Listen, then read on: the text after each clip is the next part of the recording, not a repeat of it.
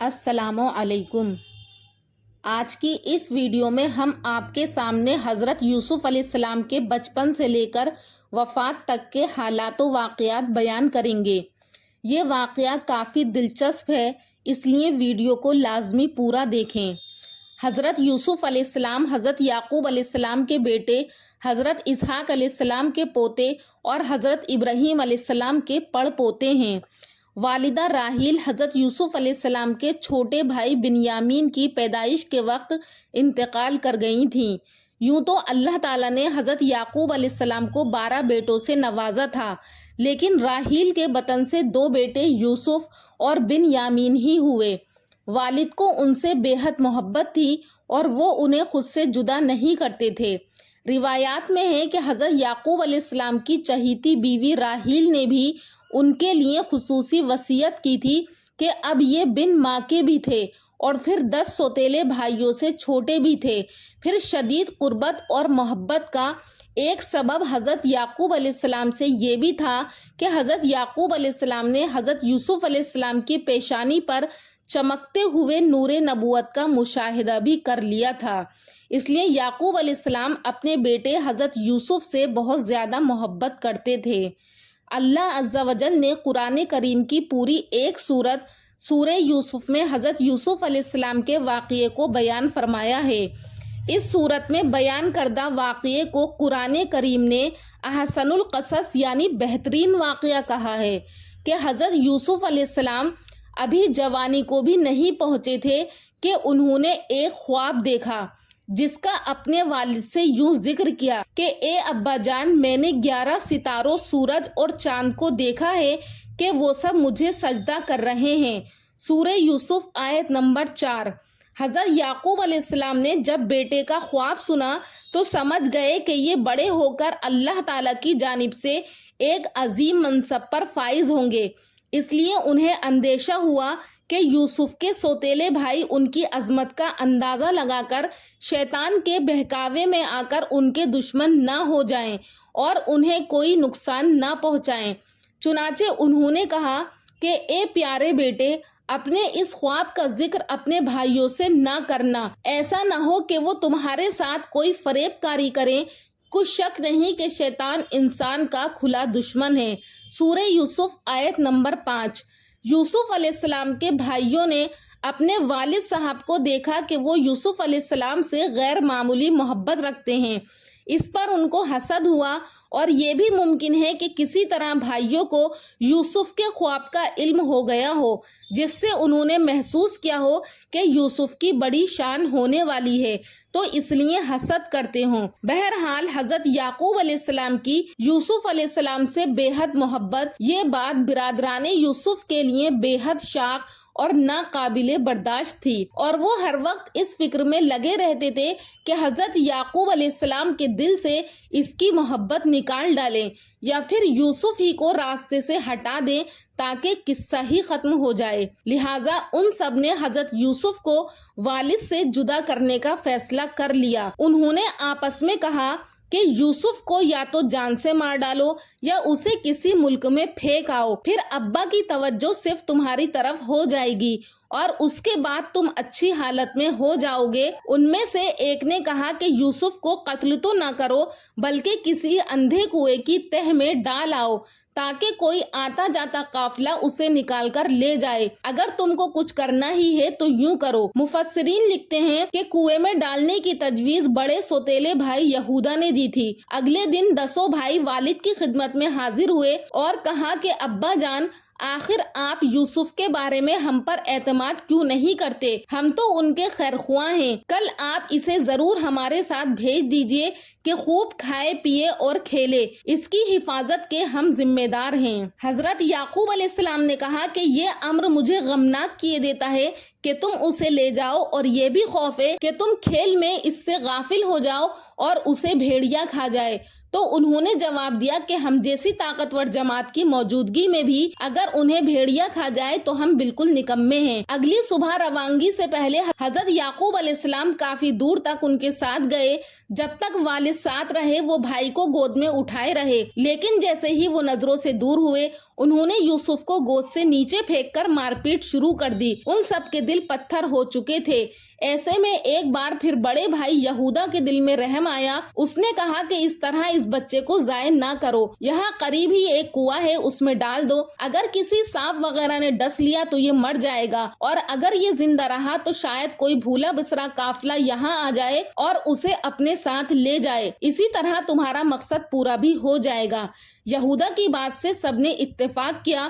سورہ یوسف آیت نمبر 15 میں اس طرح بیان کیا ہے کہ پھر جب وہ اس کو لے کر چلے اور سب نے مل کر ٹھان لیا کہ اسے غیر آباد گہرے کنویں کی تہ میں پھینک دیں، تو ہم نے یوسف کی طرف وحی بھیجی کہ یقیناً ایک وقت ایسا آئے گا کہ تم ان کو ان کے سلوک سے آگاہ کرو گے اور وہ تم کو نہیں پہچانیں گے۔ امام قرطبی نے یوسف علیہ السلام کو کنویں میں ڈالنے کا واقعہ اس طرح سے بیان کیا ہے کہ جب حضرت یوسف کو کنویں میں ڈالنے لگے ان کے بھائی تو وہ کنویں کی من سے چمٹ گئے۔ بھائیوں نے ان کے ہاتھ باندھ دیے تاکہ کسی چیز کو پکڑ نہ سکے۔ اس وقت یوسف علیہ السلام نے پھر ان سے فریاد کی، مگر بجائے ان پر رحم کرنے کے جواب یہ ملا کہ 11 ستارے جو تجھے سجدہ کرتے ہیں ان کو بلا، وہی تیری مدد کریں گے۔ پھر ایک ڈول میں رکھ کر کنویں میں لٹکا دیا اور درمیان ہی سے رسی کو کاٹ دیا۔ اللہ تعالیٰ نے یوسف علیہ السلام کی حفاظت کی اور پھر قریب ہی ایک پتھر کی چٹان جو باہر کو نکلی ہوئی تھی، حضرت یوسف علیہ السلام اس پر بیٹھ گئے۔ بعض روایت میں ہے کہ جبرائیل علیہ السلام نے ان کو چٹان پر بٹھا دیا۔ یوسف علیہ السلام 3 روز کنویں میں رہے۔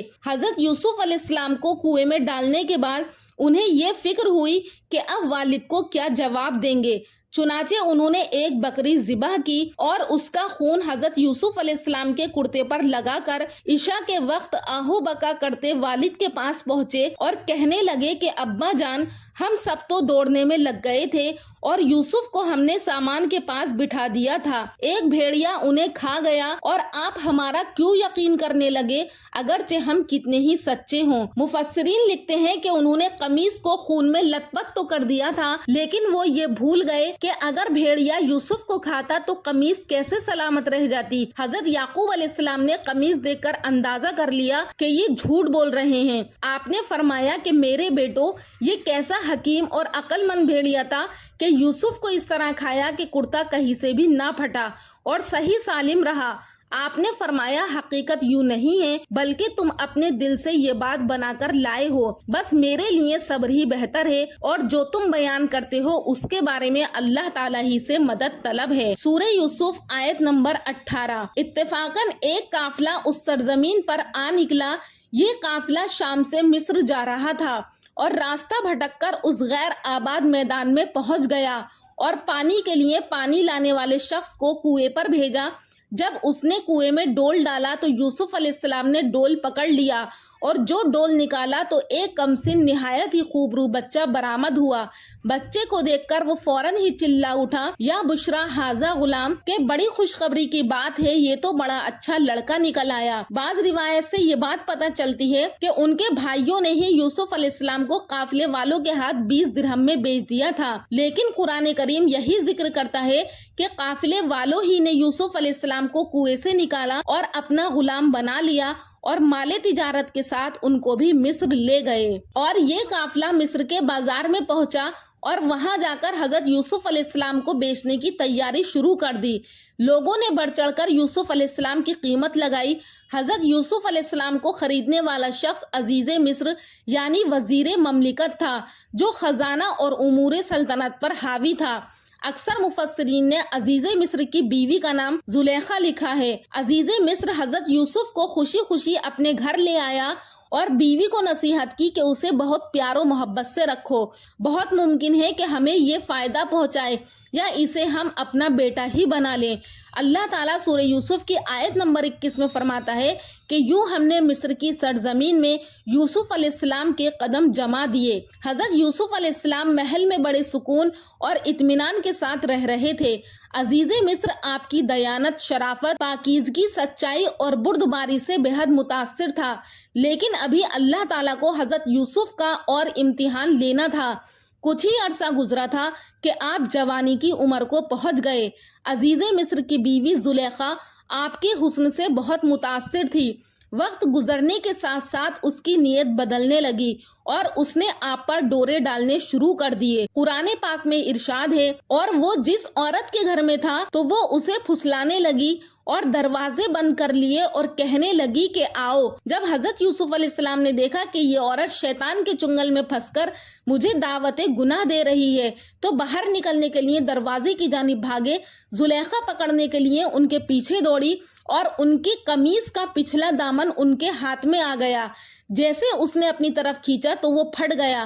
حضرت یوسف علیہ السلام باہر نکلے تو سامنے عزیز مصر کھڑا تھا، پیچھے زلیخا بھی باہر آ گئی۔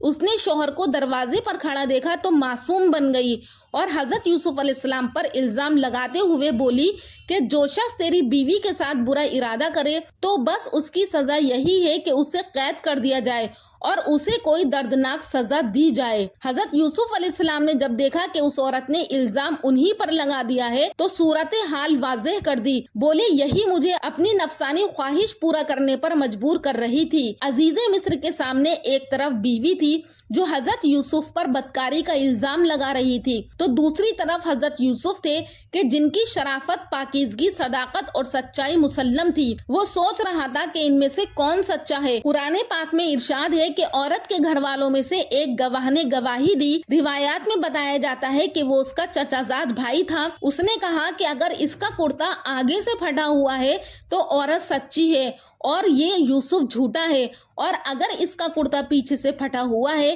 تو یہ زلیخا جھوٹی ہے اور یوسف سچا ہے۔ جب اس یوسف کا کرتا دیکھا تو وہ پیچھے سے پھٹا تھا۔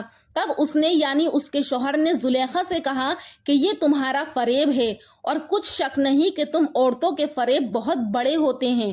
پھر اس نے کہا یوسف اس بات کا خیال نہ کر اور زلیخا تو اپنے گناہ کی بخشش مانگ، بے شک خطا تیری ہی ہے۔ ناظرین، واقعہ طویل ہے اس لیے ہم نے اس کو 2 پارٹ میں ڈیوائیڈ کیا ہے۔ انشاءاللہ اس کے آگے کا واقعہ لے کر حاضر ہوں گی دوسری ویڈیو میں۔ تب تک کے لیے اللہ حافظ۔